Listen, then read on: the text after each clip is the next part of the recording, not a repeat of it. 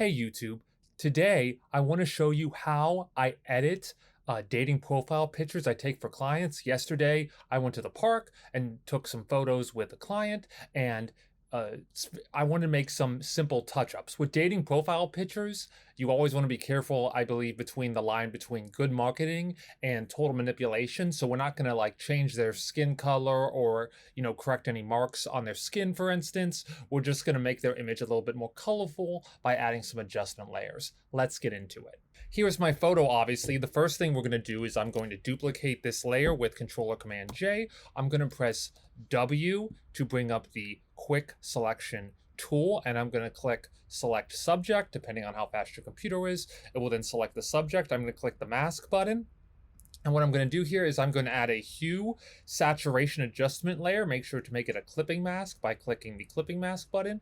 Then I'm going to mess around with the hue. Again, you don't want to make it too much or it looks crazy, but I will increase the saturation a little bit just to bring out the red in his jacket and also his skin tone. Okay, that's great. Another thing I also like to do is go to the adjustment layers and create a curves adjustment layer. That's probably the best. I'm not going to make this one a clipping mask. And again, probably go to the middle and then see what I like. Again, I like making the image overall darker here. I think it highlights his skin tone and highlights the suit, which is really nice.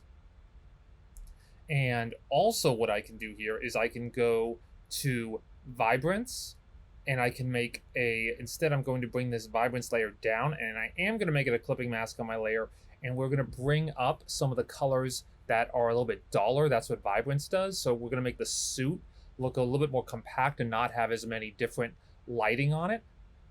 And there we go. So we can see that we have the before and we have the after, again giving the photo a little bit more life.